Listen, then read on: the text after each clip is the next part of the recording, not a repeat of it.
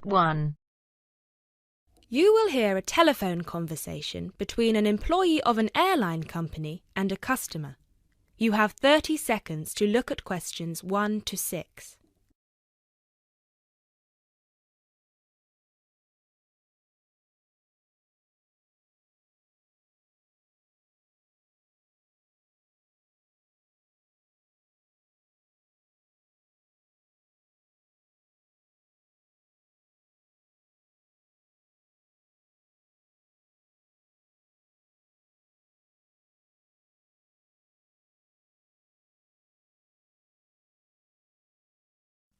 GB Airlines, this is Kyle speaking. How can I help? Hi, my name is Matt Walsh. I'm calling on behalf of Mr. John Sparrow to claim expenses for a delay in his flight last week. Good morning, Mr. Walsh. Thank you for calling. Could you please tell me the flight number and the date of departure? The date of departure was the 24th of January, 2016. I'm afraid I don't have the flight number in front of me at the moment. Okay, that's all right. One moment. Could you tell me where was Mr. Sparrow departing from? He was departing from Athens. Is that Athens, Greece or Athens, Georgia?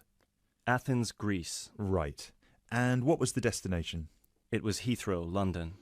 Right. We've got 2 flights from Athens to London, Heathrow, on the 24th of January 2016.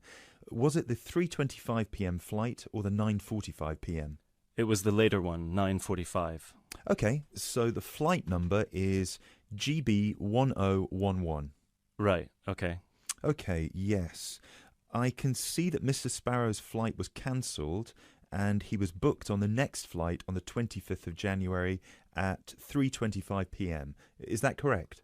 Yes, that is correct. According to our system, one of my colleagues spoke with Mr. Sparrow on the phone on the 24th to inform him of the cancellation and offered to book a hotel for him for the night, but Mr. Sparrow preferred to book one himself. Yes, because he didn't want to stay near the airport, as the next flight was in the afternoon. Yes, of course. Could you tell me which hotel he stayed at? Yes, he stayed at the Hypnos Hotel. Oh, could you spell that for me? Of course. That's Hypnos. Right. Thank you for that. And could you please tell me how much the total cost was for the night? Sure. It was €73. Right.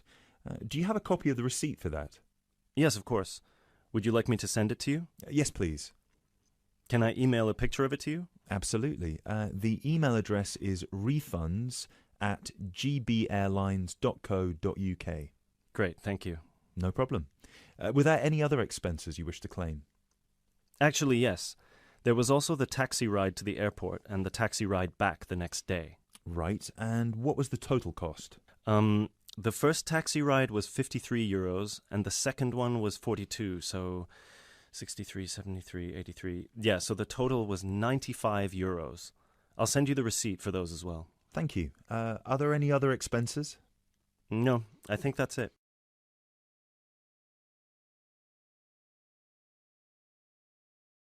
You now have 30 seconds to look at questions 7 to 10.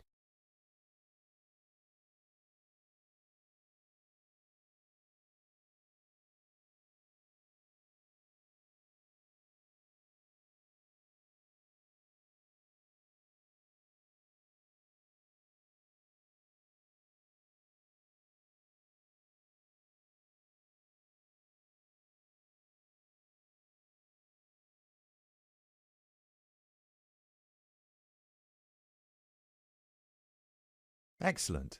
So if you could please send us the receipts for the hotel and the taxi rides, and after we receive them, it should take about 48 hours for the funds to reach Mr. Sparrow's account. Perfect. Thank you so much. My pleasure.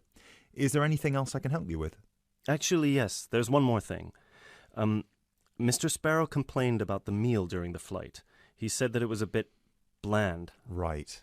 So he asked me if it was possible to switch to a different meal option for his upcoming flight to Kiev next week. Right, of course. Just give me a minute, please. Right, I see that Mr. Sparrow had the light meal option for his flight to London, and you would like to change that. What would you like to change it to? What are the other options? We've got 12 different meal options. Would you like me to list all of them for you? Well, Mr. Sparrow has told me that he would prefer something without meat. How many of these do not contain meat? We've got 3 meal options without meat. We've got the vegetarian option, the vegan option, and the Asian vegetarian. What's the difference?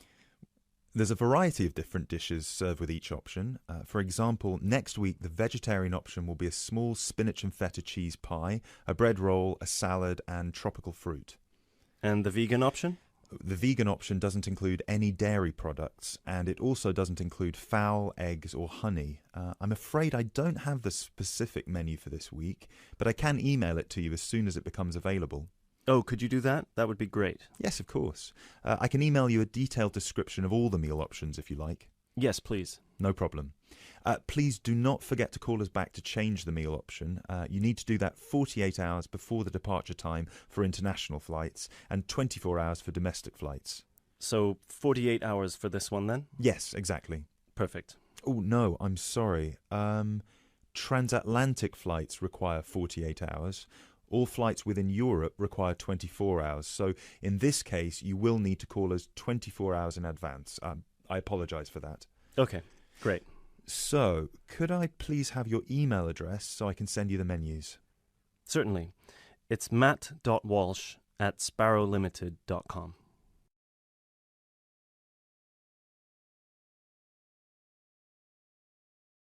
That is the end of part 1. You now have half a minute to check your answers.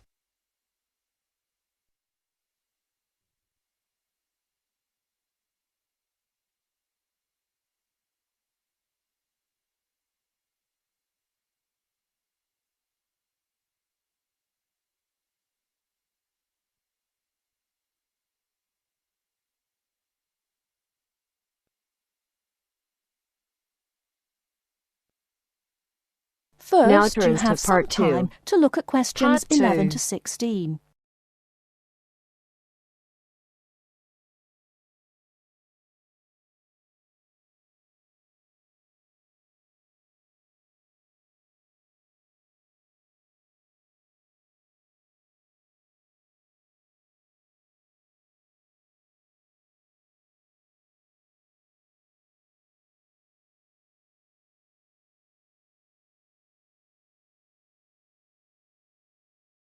Now, listen carefully and answer questions 11 to 16.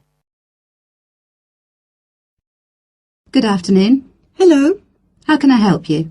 I'd like to make a transfer, please. You want to transfer some money? That's fine. Let me just bring up some details. Right, here we are. Can you tell me your name, please? It's Alice Deltour. OK, and your date of birth?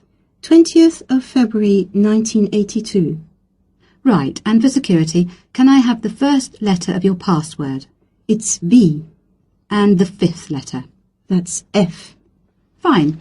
Now, where do you want to make the transfer to and from? I'd like to send money from my current account abroad. Which country are you sending it to? To China. My boyfriend is on holiday there, and he's run out of money. Oh dear. China, OK. Now, there are several ways to do this. We can do it by credit card, by electronic transfer, by cheque or by banker's draft. I'm not sure. What's the best way? Well, that all depends. The simplest way is by cheque, really. I just write the cheque and send it. Yes, but it can be very slow and take a long time for the money to clear, between 3 to 4 weeks. How soon do you need the money to get there? I'd like it to get there in the next couple of weeks. So really, sending a cheque is going to be too slow. Yes, I think so. Let's look at electronic transfer then. This usually takes between 2 and 5 working days. That's 2 to 5 days. Working or business days. If you send it on Friday, it will get there the following Friday at the latest. I see. That's much better. Yes, but we do charge a fee for this. We charge a flat fee of £21, and on top of that, the receiving bank may charge a fee, and an agent may also charge you for transferring the money between banks. So, how much is it altogether? We can't give you an exact amount. You need to check it with the receiving bank and any agents that they use. I see. Also, you can send it in sterling or dollars from here, but there will be an additional fee depending on the exchange rate when you convert it into renminbi. So there will be another charge too? I'm afraid so. Does it make any difference if I send it in dollars or sterling? It could make a difference according to which currency has the best exchange rate. The other difference is this. If you send dollars, the amount goes through the US clearing system. We send the money to our branch in London. They then send it to our branch in New York, and the New York branch sends it to the bank in China. It goes all around the world then.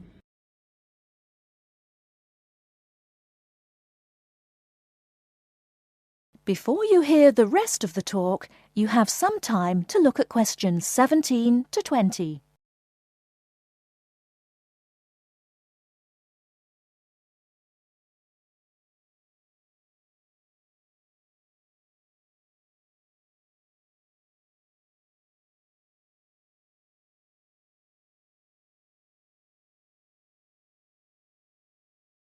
Now listen and answer questions 17 to 20.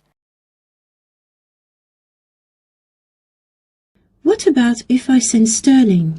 In that case, we send it to our branch in London. From there it may go directly to China, unless the bank in China has an agent in London, in which case we transfer it to the London agent, and they send the money on to China. So how do I proceed with the transfer? OK, first we'll need some details about the beneficiary from you. The who? The beneficiary, the person receiving the money. OK, what do you need to know? We'll need the full name of the beneficiary and their account number. OK.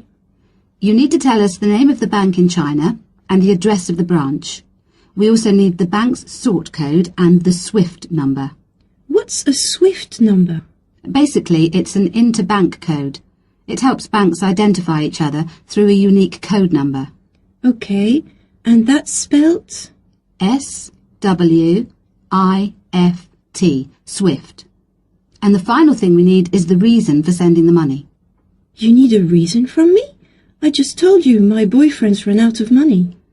Well, we don't need a reason. The receiving government needs to know why the money is entering the country, and we have to be able to tell them. OK, so from me you need the bank's name, the address of the branch, the sort code and SWIFT number, the beneficiary's name and account number, and a reason for sending the payment. Yes, that's correct. OK, so I'll check these out and come back to you with them so we can go ahead with the transfer.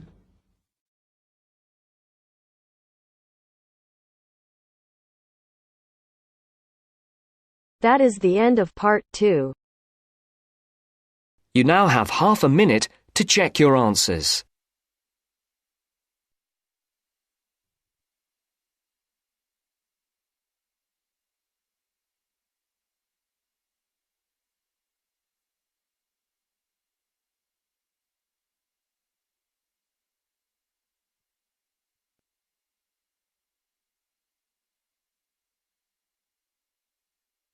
Now turns to part 3. Part 3. You will hear a conversation between two students who will discuss a project they're working on together. You have 30 seconds to look at questions 21 to 27.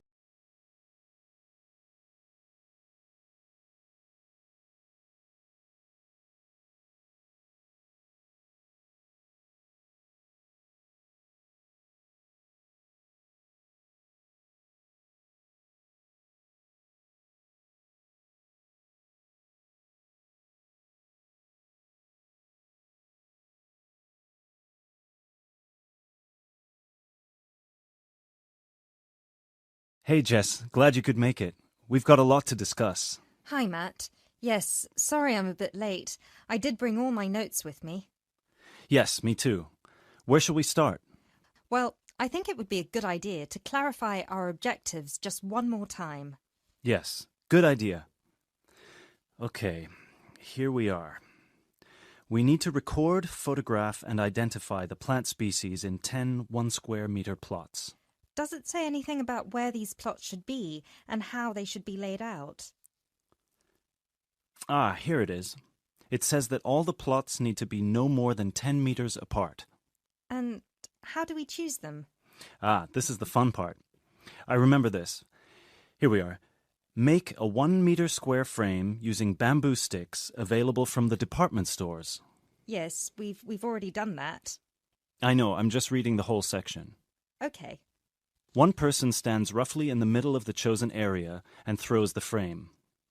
The other person uses a tape to mark out the square where the frame landed and returns frame to thrower. The thrower then turns a few degrees on the spot and throws again. The thrower must turn slightly after each throw and vary the force of the throw until after the 10th throw they are pointing in almost the same direction as the first. That sounds a bit complicated. That's only because it's all in writing. It's just a simple throw, turn, throw, turn, throw, turn until we have 10 squares. And I guess you want to do the throwing. Well, if you don't mind. I'm sure you'll be more accurate at marking the squares. Yes, I am sure I am, and I'm sure you've got a stronger throwing arm.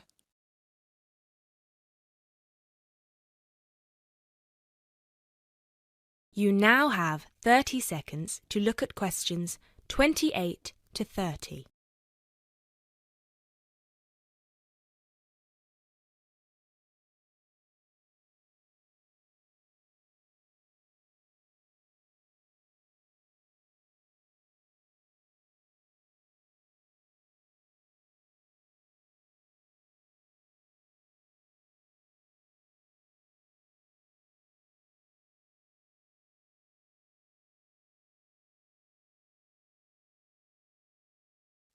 Okay, good. We've got that sorted. Now we need to decide where to go.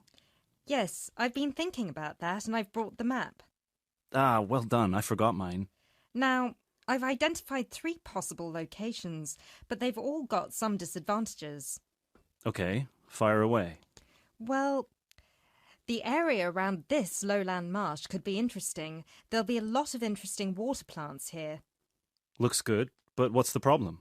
Mainly that it's already a designated nature reserve, and I think there's already been a lot of research done here. Ah, I see. Well, I'd rather do something that's new and can be useful. I agree. That's why I identified this area further west. See, here, behind the beach. Oh, yes, I see. That area there, where it's flat, but quite high.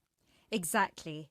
If you look a bit further inland, you'll see that there are hills which will protect that area from strong north winds. I see. Excellent. But what's the problem? Just that it may not be very interesting. We know that the geology there is not conducive to a wide variety of plants. I agree. So what's your last idea? Well, I think this one is a bit of a winner, although I did want to show you the other 2. Look up here, on the north coast. Where? See this bay? Well, I know that there's been quite a lot of studies done here, but a bit further to the east, behind this headland. No one has ever looked at that. Well, I certainly couldn't see any studies. That is interesting. And the plant life could be a bit different because of the shelter from the wind the headland provides. Exactly. Brilliant, Jessica. That's a great idea. We'll go there. Thanks. Now all we have to decide is when is a good time. Well...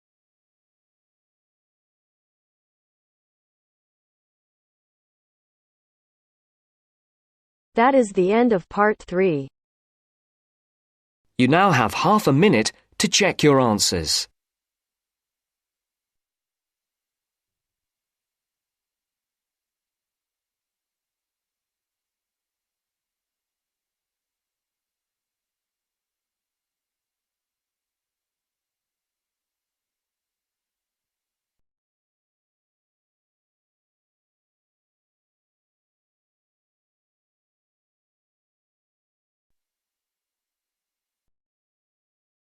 Part 4.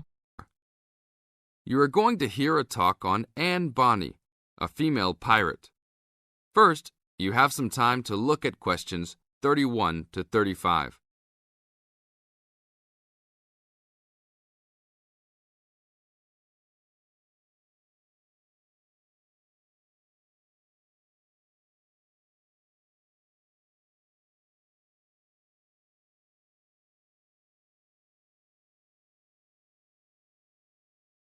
Now listen to the tape and answer the questions. Anne Bonny was one of the 2 most famous female pirates. she sailed on the crew of Calico Jack Rackham. Anne was romantically involved with Calico Jack, but she could be counted as none the less as fearless as any other pirate. She was born in County Cork, daughter of an attorney and his maid. The lawyer left Ireland in disgrace, but found fortune in the Carolinas. There he amassed a fortune and bought a large plantation. A ne'er-do-well pirate sailor named James Bonney married Anne in an attempt to steal the plantation, but Anne's father instead disowned her. Bonney then took Anne to the Bahamas, where he turned informer to Governor Woodes Rogers, turning in any sailor he didn't like as a pirate for a handsome reward. Anne quickly grew to dislike her spineless husband and quickly caught the eye of one Calico Jack Rackham, a pirate of some renown. Governor Rogers had recently passed an amnesty for pirates, which left Bonney out of work. The admiration between Anne and Calico was mutual. Calico Jack was a handsome man who knew how to spend money as well as steal it. Anne was a well-endowed lass with a fiery spirit and a temper that matched that of any man. In any event, Calico offered to buy Anne from Bonney, but Bonney instead took the matter up with Governor Rogers, who said that Anne was to be flogged and returned to her true husband. That night, Calico and Anne slipped out in the harbour, stole a sloop, and began a life of piracy together.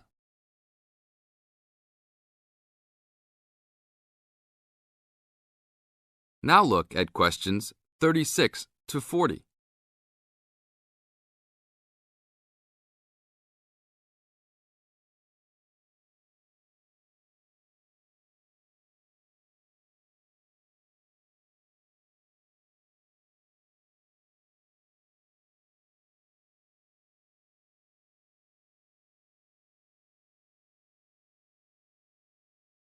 Questions 36 to 40. Anne fought in men's clothing, was an expert with pistol and cutlass, and considered as dangerous as any male pirate. She was fearless in battle, and often was a member of any boarding party. In October of 1720, retribution was close at hand. The governor of Jamaica, hearing of Calico's presence, sent an armed sloop to intervene and capture the captain and crew. Calico's ship, Revenge, was caught by surprise, and much to Anne's dismay, the pirates fought like cowards and were taken far too easily. Anne and Mary Read were also captured, but, upon capture, confessed their sex and pleaded to be tried separately after they gave birth. Both women were pregnant at the time. Both received separate trials from the men, but were still sentenced to hang. Mary Read escaped the hangman by dying from fever while in jail. Anne, however, received several stays of execution before mysteriously vanishing from official records. It is believed that her father, who had contacts in the island, forgave his daughter for her acts and ransomed her back to the Carolinas, where she assumed a new name and a new life. That is the end of part 4. You now have half a minute to check your answers.